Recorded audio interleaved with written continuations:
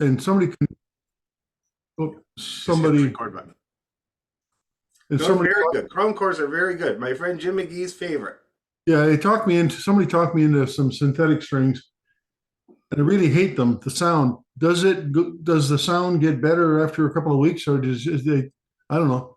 What do you mean synthetic strings? They're tonicas. Tonica will never get any better. I hate them. They're sucky. I hate them. Somebody sold me a set once and told me back when I was using dominance on my dad's fiddle that I play in bars all the time. Yeah. And I went in to get it because I don't mind dominants. I find them quite good. They just don't last very long. But I thought it was fine for the bar fiddle. So I went in to get a set of dominants, and the guy was like, "Just get tonicas. They're exactly the same. Worst strings I ever put on my fiddle." Yeah, well, me too. I can't even stand the sound of it.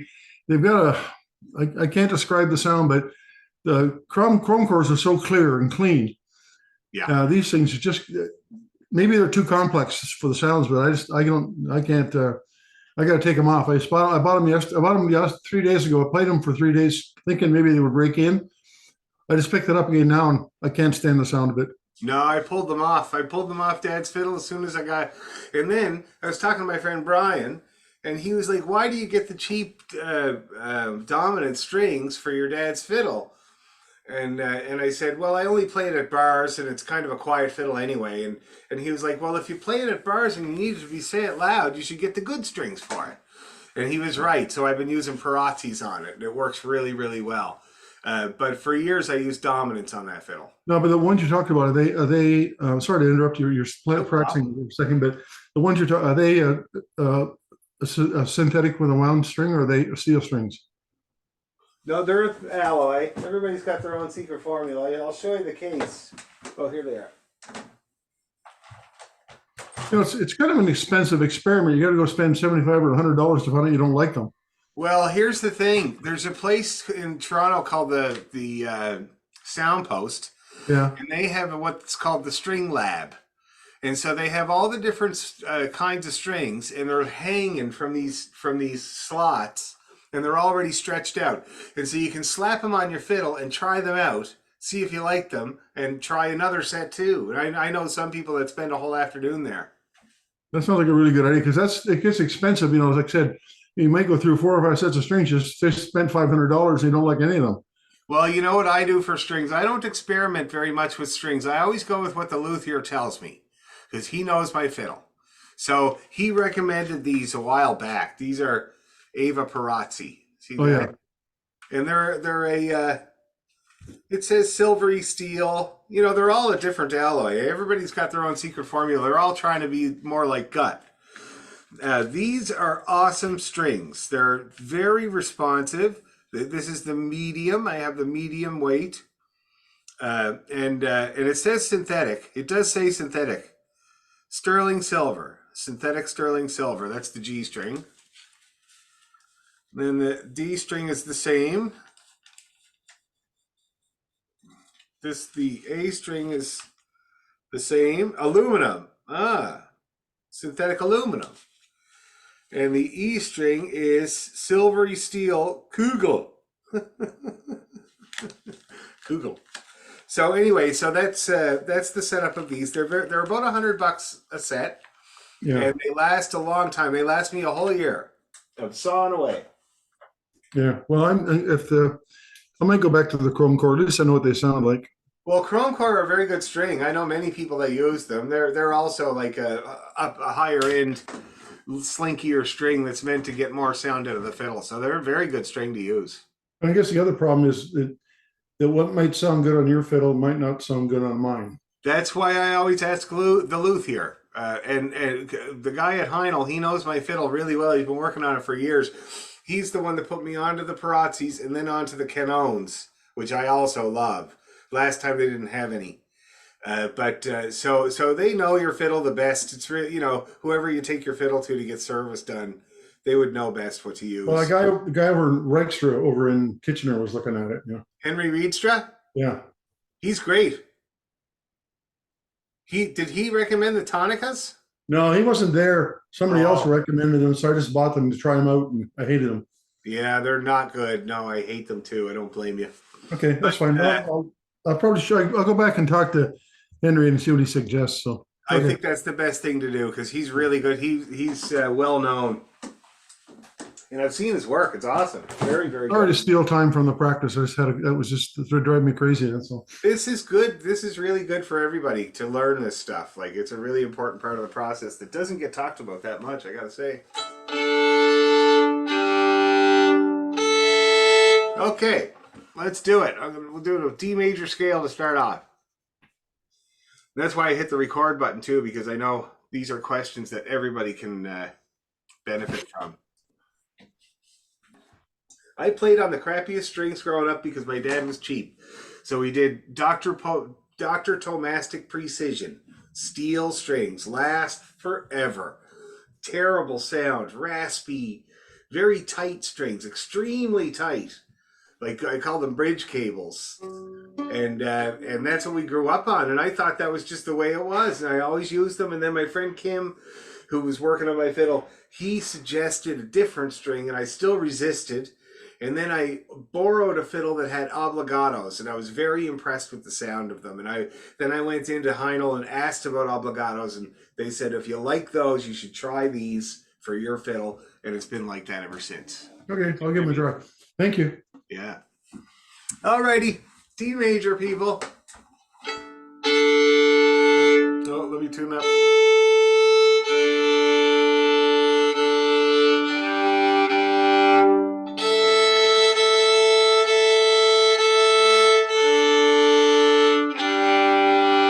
Okay, so we'll start with the D major scale. We'll start on D, end on high A, go back all the way down to low A. Let's give it a go. Ready? Slow.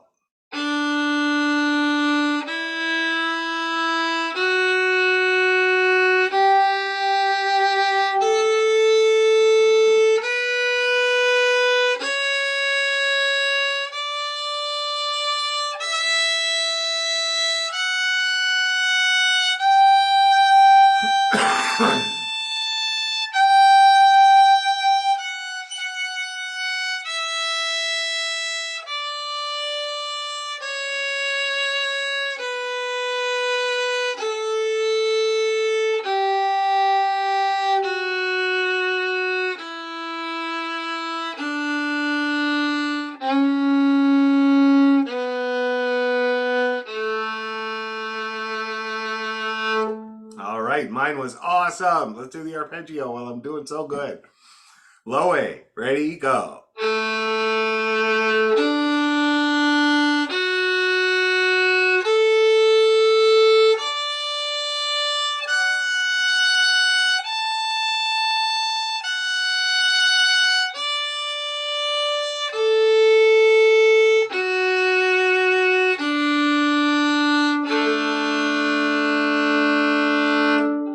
How's that feeling? Is it okay? You warm?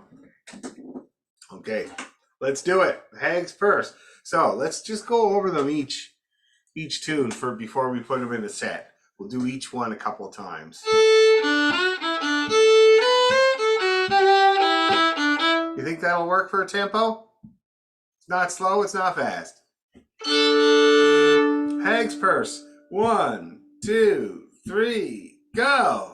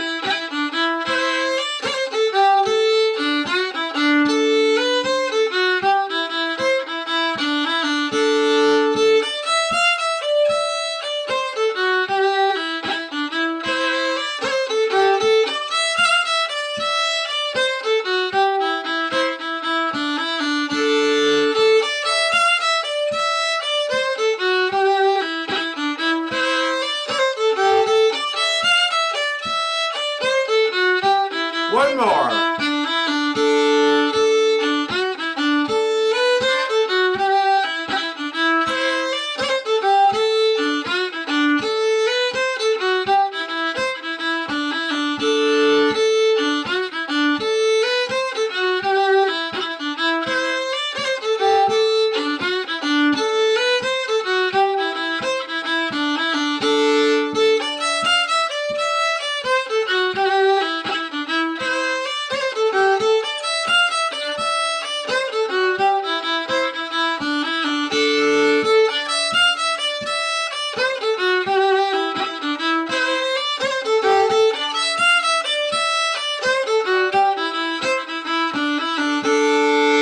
Okay, we'll take a little breather. Now I noticed there's a couple of bowing things I'm doing that I didn't really notice before that I think are really improving the feel of it. Like for instance, I start on an up and I do the A and the D in the up bow.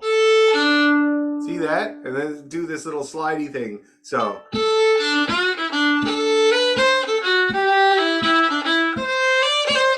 You see how that works out with the rhythm? It's really nice and it's very common move to do that up bow slur between the quarter note and the eighth note.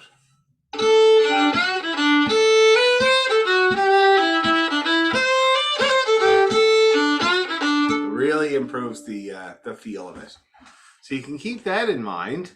Other than that, there's not much going on in this tune, and we could probably go a little faster. Do you think? Good. Maybe kind of like this. Something around there. You ever do that with play with picking up a B before the A as a lead-in note? The first on the first part of the tune. Like before you, oh yeah.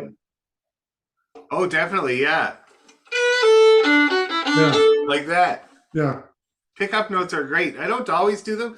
This tune here, I don't know if I would because it's got such a good strong opening. You know what I mean? I don't think it adds much, but some tunes it really adds a lot. And you can kind of choose your pickup notes, and that's where it starts to get confusing. Okay. Anyway, let's give this a go a little faster. Good question, though. My favorite pickup in the world is a Newfoundland tune I'll play for you guys later. Maybe we should learn them, actually. They're great tunes. Okay. So a little faster. Oh, 1, 2, 3.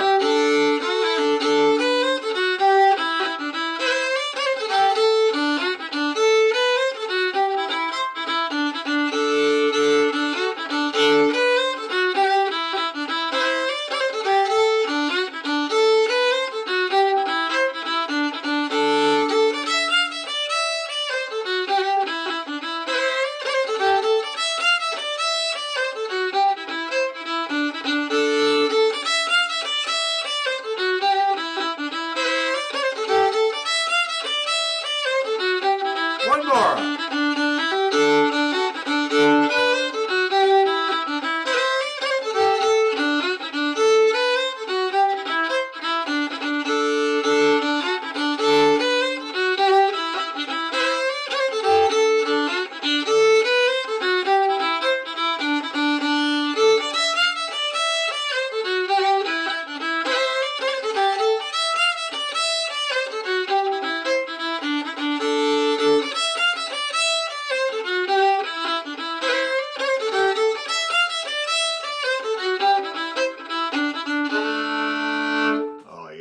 Love this tune. It's great at a dance. God, we played it at the Kaylee there on last week, and it was awesome. Now, Fratters. Now this is one that really helps to have a pickup. So, and I do a 2-note pickup when I'm going into it, an E and a G. Because if you finish the hag's purse on the D, oh yeah, it's perfect. See that? So you make that D on the hag's purse into an 8th note, and you play an E and a G, which you will see at the end of Flowers. And it goes. And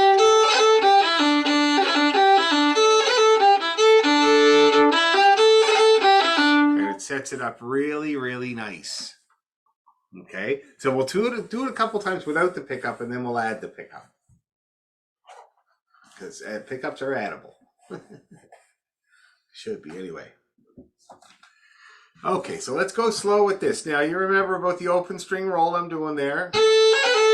Okay. And then there's an F roll. And then an open string roll again.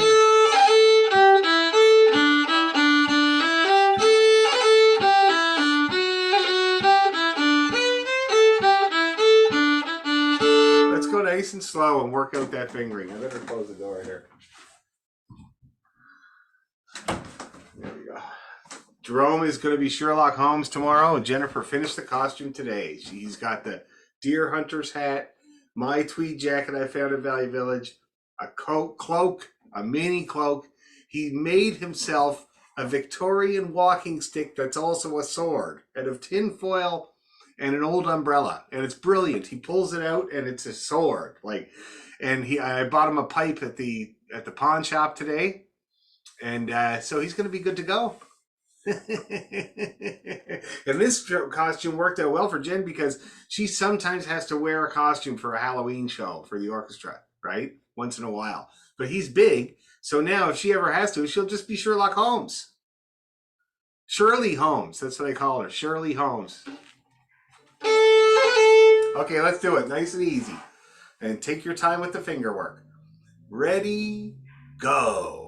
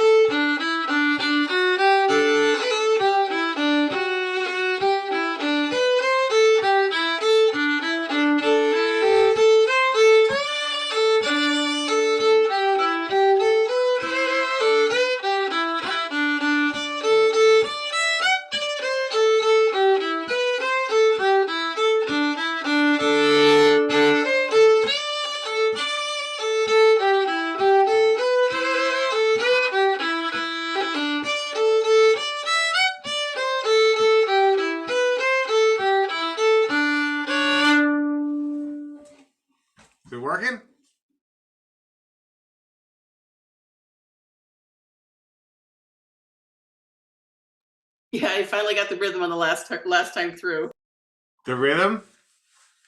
Were you not holding the long notes out for their full length? Yeah, classic. That's why it's good to do something on them, some kind of ornament, because by the time you do it, you've probably held it long enough. Okay, how about you, Rick? You getting it? Yeah, no problems.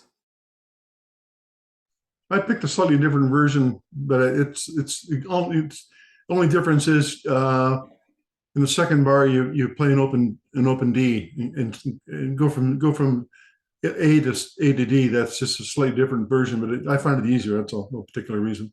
Absolutely. No, and it's a better version. The D is a better version than what we got here on the session.org. That's Yeah, it goes like A is like that way. It's sort of anyway. I don't know better. why I like it better, but anyway, it Me doesn't. too. I also, that's my usual. Now, the other change I'm going to make, because like the F is nice, and I've heard that roll on the F lots of times. Many people play the roll on the F. Yeah, I much rather the D. So the second change that I'm going to make, though, which is important, is the last bar of the first line. You see yeah. how it has an F on the way up the scale there? That should be an E. The one I've got, Really bothering me. the last three notes. You mean? Yeah. I've got D, E, and G. Yeah, that's what it should be. D, E, and G. That F is not cool. No, I agree. Everything else is fine. I really like the ending in this version, so I'm doing it.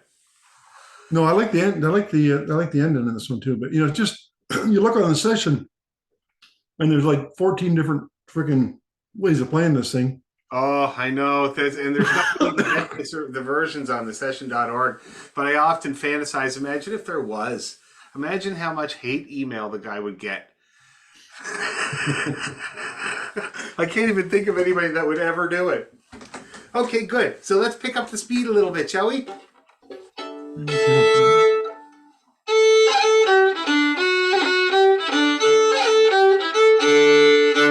Like that. I'll count us in. 1, 2, 3, go!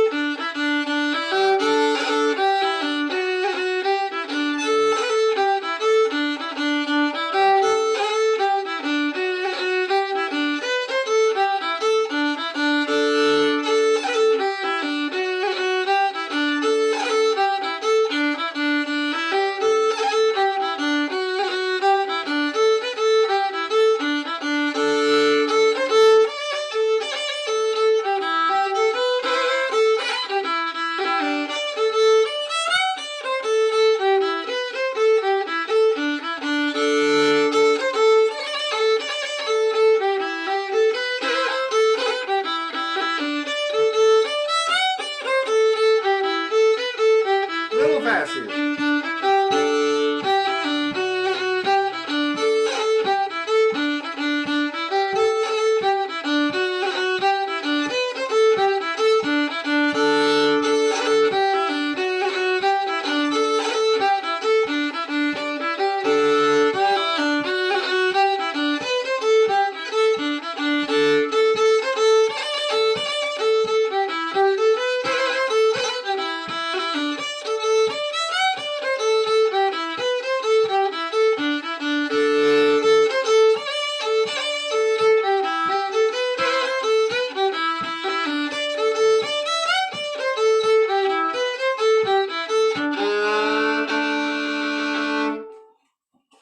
That looked like it was going good. You guys ended at the same time, which is unusual on Zoom. All right. I remember that during the pandemic when I was teaching the orchestra, there'd be these, what I call the magical Zoom moments when everybody's bow finished at the same time. There weren't many of them, I'll tell you that. Okay, shall we stick them together? Sure. Let's do it. We'll do 3 times each in the Irish style. And let's do, say, for tempo, just a stately kind of 90-ish. Okay? We'll give that a try. 3 times each for the practice of the people at home. The shut-ins. 1, 2, 3, go.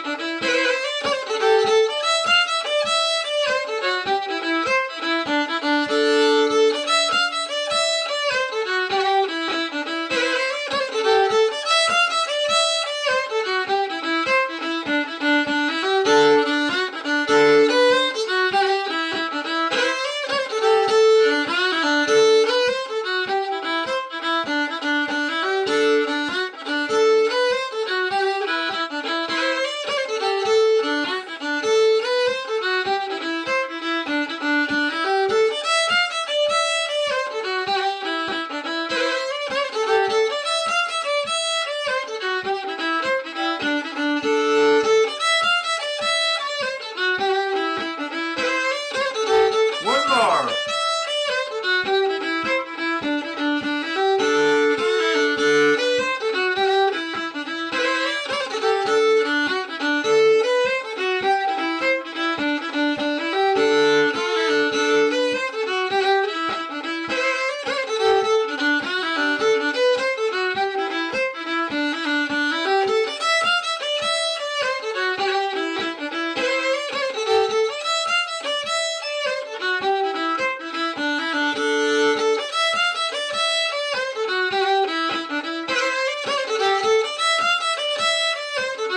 Here we go.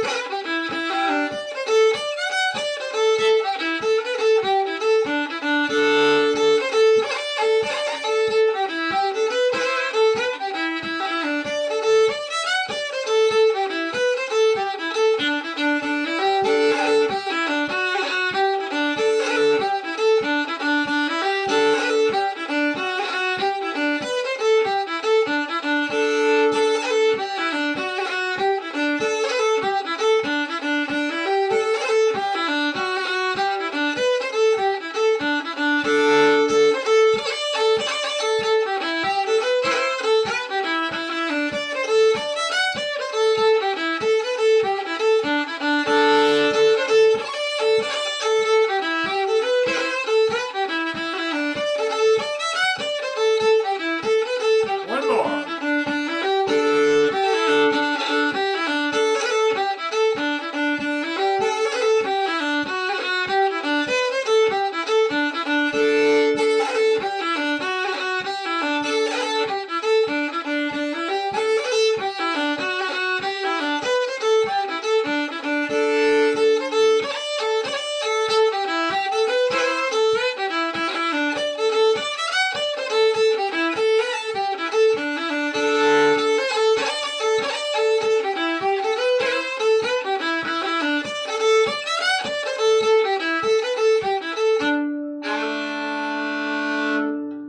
Lovely. Love those tunes, both of them. And it doesn't even matter that they're both in D. Just the second one is such a, it opens up so cool. Anyway, how'd that go for you guys? Was it okay? Yeah. Great. Excellent. Okay, so we're going to keep working on that for tempo. Now, I'll tell you where we got with that tempo. Thinking it's 90, but yeah, just about 90. So we can try upping it a little bit. You know, the eventual goal would be 110, something like that. Mhm. So it'd be good to get up another 10 points on the metronome next time. I'll show you what that'll sound like. So this is 100. Oh, it's not much different. I think you guys can do it. So,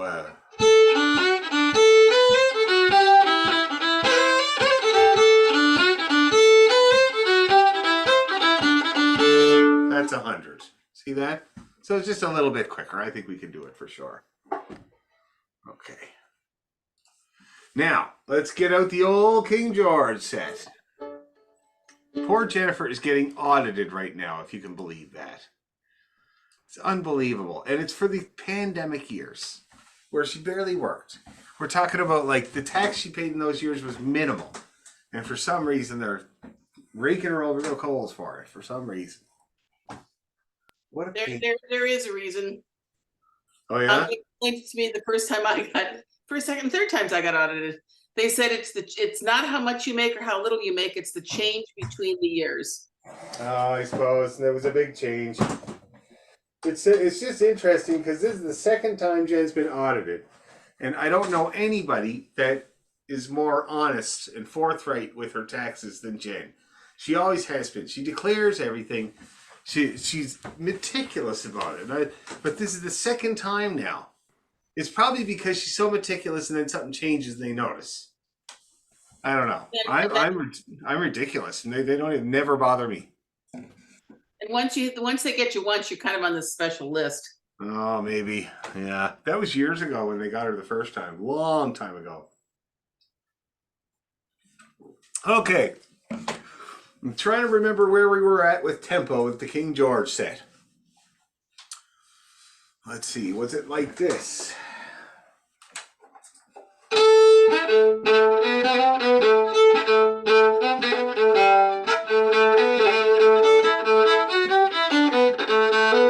Somewhere around there? Sure. Let's give it a try anyway. And this will be a good recording people can work with. And if it's too fast, then we will know it. I think last time we did a speed trial with the metronome, though. So I can't remember what the marking would be, but I do remember that because I was trying to play without looking at it for the Strass Bay. Anyway, let's give it a try. Okay, 2 times each. King George IV, Old King's Reel, King's Reel. Here we go. 1, 2, 3.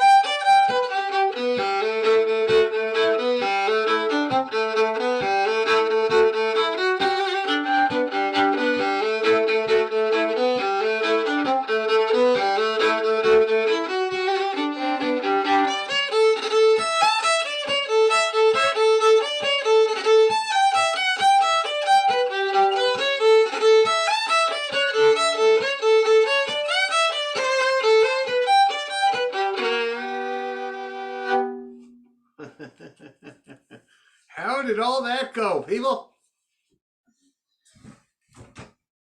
You found it fast? Were you making her? Hanging in? Just a few That was dings on fine. your helmet? Okay, how about you, Rick? No, it was fine. One of the things that I'm finding to develop is if I make a mistake that I'm playing through it now and I can find my way back into the tune. It used to be when I first started playing, if I made a mistake, I'd stop. Yes. But Yes. it's kind of good to be able to say, okay, I know I'm a little lost here, and then you can find your way back into the tune without making too much of a mess of it. So Very good. That's really, really good. So now, in terms of these, it's just a tempo thing. So we're just going to keep creeping up with the tempo. I'm going to tell you what we just did. Oh, that's not the thing. So that's about 65. So we're going to bring it up. I'd like to, another 10 points for sure, get it up there. But it makes me think of a tune that we might do for next time. Have you ever heard of a tune called Farewell to Ireland or Farewell to Erin? no. Let me play it for you while you are having a breather. Okay. It's a very well-known tune. It was on several records back in like the 70s type of time frame and became very, very popular. I went and got it really good off of a Kevin Burke record in Toronto when I first moved here. And I was so excited. I went down to the session and I played it. Nobody played along with me. And then my friend Jim McGee leaned over and said, "We played that out in the 70s, Dan." So it's a very popular tune, but you hear it everywhere, and I love it. Let me just play it for you.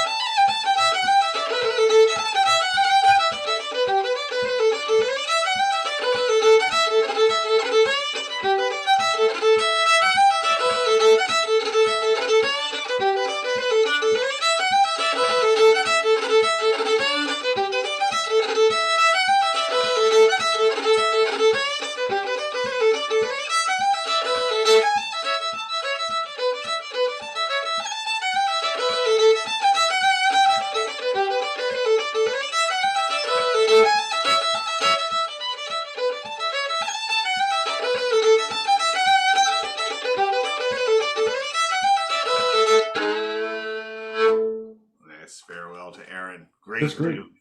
Yeah. So, and then you can play it on the Highland pipes, which is pretty cool. So anyway, I thought we might get that. Maybe we'll look at it next time together. We'll learn the phrases, and it's good, such good practice too, because you use the whole fiddle. You go up high, you go down low, and there's a bunch of tricks. So I'll make a video for it next time. Yeah, Farewell. I like that one. Great tune, yeah. Anyway, let's have one more go at the King set, and then we'll call her a night. Is there a website or something you can get?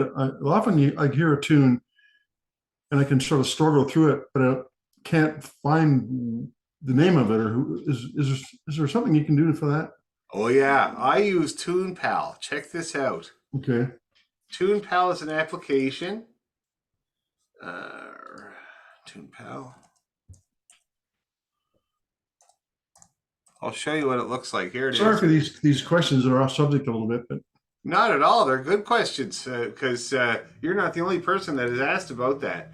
So let me show you. I'll share my screen. This is TunePal. See that? yeah. Now watch this. Tappy. Why is it not working? Hold on here. Boot it up again. Okay. Okay, well, it works on my phone. So I'm just going to show you. I love it. I use it all the time. It was pricey. It was $50, I think. Okay. it really does give you good accuracy. Now, here it is. Here's the way it looks on the phone. Okay. I'm just going to now press the button, and I'm going to play that tune that I just played.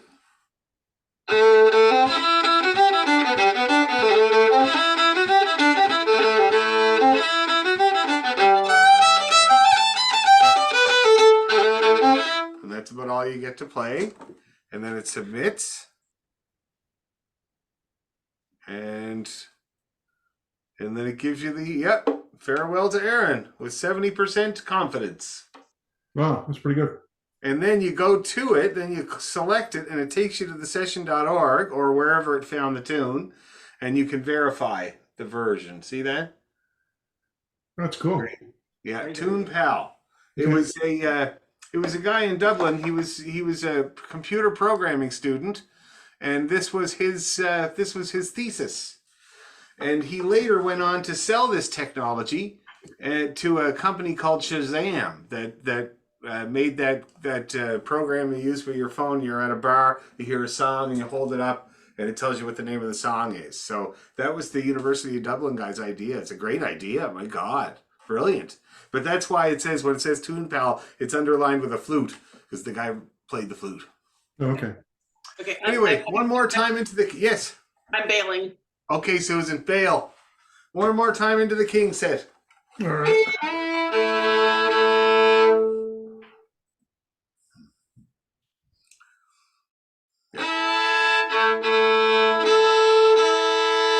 Okay, here we go. 1, 2, 3.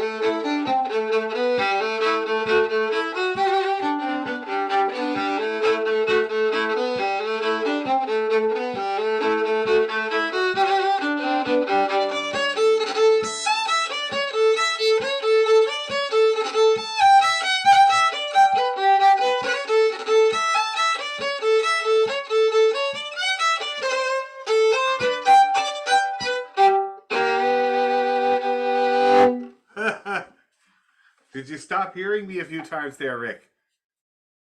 I couldn't hear you. So, but that's fine. No, that's that just needs. I can get through it. Just needs practice to get the speed up. Okay, so what you're going to do then is you're going to refer back to the video Yeah. on YouTube and just put an earbud in your ear and keep having a whack at it. All right?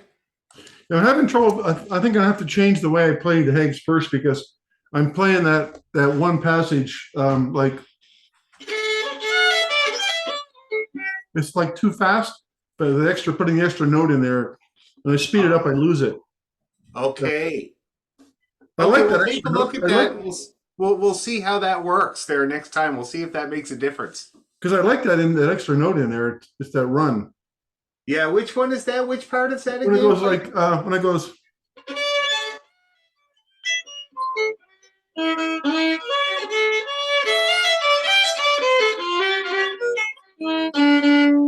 Oh yeah, okay, all right. Well, it is nice, definitely.